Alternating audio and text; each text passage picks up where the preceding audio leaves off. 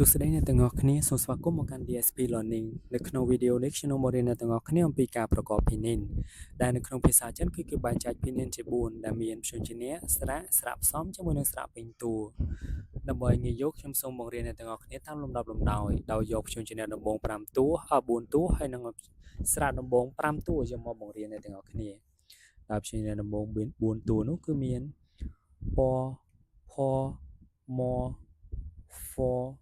ពផមហ្វពផមហ្វហើយព្យញ្ជនៈទាំង4នេះគឺយើងអាចបានមួយបែបទៀតថាពផមហ្វពផមហ្វដោយសារតានៅពេលដែលយើងយកវាទៅប្រកបគឺគេប្រើសំឡេងដើមរបស់វាគឺសំឡេងឧទាហរណ៍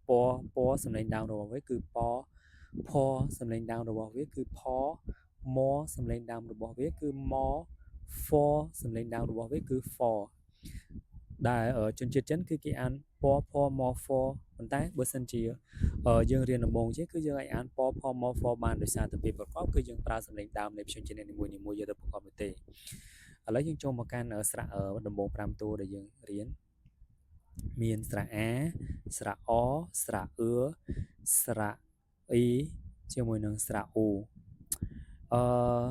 ដោយឡែកស្រៈអឺនេះគឺយើងអាចអានបានពីរគឺស្រៈអឺក៏បានស្រៈអឺក៏បានដោយសារតែគេអានតាមតំបន់ប៉ុន្តែភាគច្រើនគឺគេអានអឺឥឡូវចូលមករៀនប្រកបជាមួយនឹងខ្ញុំទាំងអស់គ្នាដំបូងគឺយើងប្រកបជាមួយនឹងស្រៈអាប្រកបជាមួយនឹងស្រៈអាពព្យញ្ជនៈពបូកជាមួយនឹងស្រៈអាពអាប៉ាព្យញ្ជនៈផបូកជាមួយនឹងស្រៈអាផ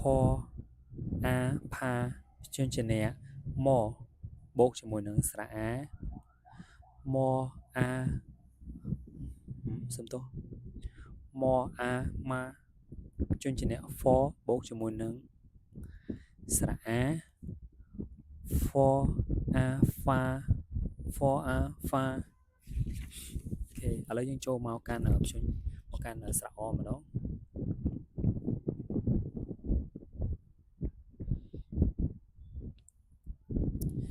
ស្រៈអបបូកជាមួយនឹងស្រៈអយ៉ាបូកជាមួយនឹងស្រៈអស្មើយើងបានពអពផបូកជាមួយនឹងស្រៈអយើងបានផអផម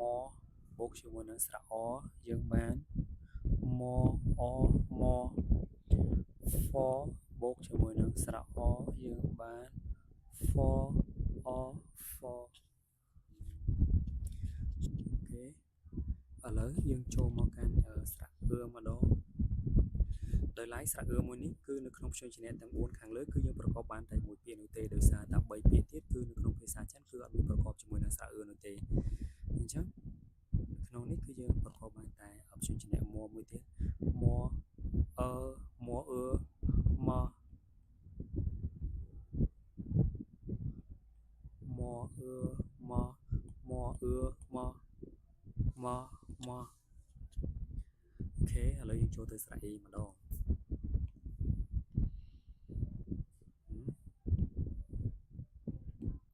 ស្រៈអ៊ីពបូកជាមួយនឹងស្រៈអ៊ីយើងបានពអ៊ី2ពអ៊ី2ព្យញ្ជនៈផបូកជាមួយនឹងស្រៈអ៊ីយើងបានផអ៊ីភីផអ៊ីភីព្យញ្ជនៈមបូកជាមួយនឹងស្រៈអ៊ីយើងបានមអ៊ីមីមអ៊ីមី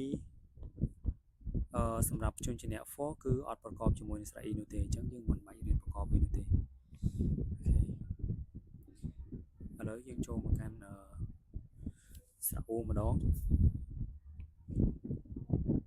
យ៉ាសំទោសស្រៈអូព្យញ្ជនៈពបូកជាមួយនឹងស្រៈអូយើងបានពអូអូព្យញ្ជនៈផបូកជាមួយនឹងស្រៈអូយើងបានផអូភូព្យញ្ជនៈមបូកជាមួយនឹងស្រៈអូយើងបានមអូមូមអូមូ ព្យញ្ជនៈ for បូកជាមួយនឹងស្រៈអ៊ូព្យញ្ជនៈ for បូកជាមួយនឹងស្រៈអ៊ូយើងបាន for u fu for u fu អូខេអ្នកទាំងអស់គ្នាយល់ហើយឬនៅបើសិនជាអ្នកទាំងអស់គ្នាមិនយល់ត្រង់ចំណុចណាអាចខមមិនសួរខ្ញុំបានសម្រាប់ពាក្យសម្រាប់អ្នកទាំងអស់គ្នា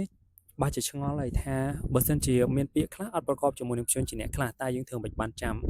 អស់យើងត្រូវគិតចេះយើងរៀនបានប៉ុណ្ណាយើងត្រូវ note ប៉ុណ្ណឹងយើងកុំតន់ណាគិតថាយើងត្រូវធ្វើមិនបានចាំអស់យើងត្រូវចាំថា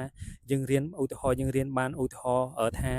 ព្យញ្ជនៈពអត់ប្រកបជាមួយនឹងស្រៈអឺអញ្ចឹងយើងត្រូវ note វាទុកសិនថាព្យញ្ជនៈពគឺអត់ប្រកបជាមួយស្រៈអឺទេដោយសារនៅក្នុងភាសាចិនគឺអត់មានពាក្យហ្នឹងអត់មានពាក្យពប្រកបជាមួយនឹងស្រៈអឺអញ្ចឹងយើងមិននេះវាទេយើងគ្រាន់ note វាទៅថាព្យញ្ជនៈពគឺមិនបាច់អត់ប្រើមួយស្រៈអឺទេពេលរៀនយូរទៅយើងនឹងដឹងថាពាក្យណាអត់ប្រកបជាមួយពាក្យណាយើងមកឥឡូវយើងហ៊ានដំបងអញ្ចឹងយើងកុំតណាគិតនាំស្មុគស្មាញដល់ពេលដែលយើងរៀនចូលយូរកាន់តែជ្រៅទៅគឺយើងនឹងយល់នឹងដឹងវាដោយខ្លួនឯង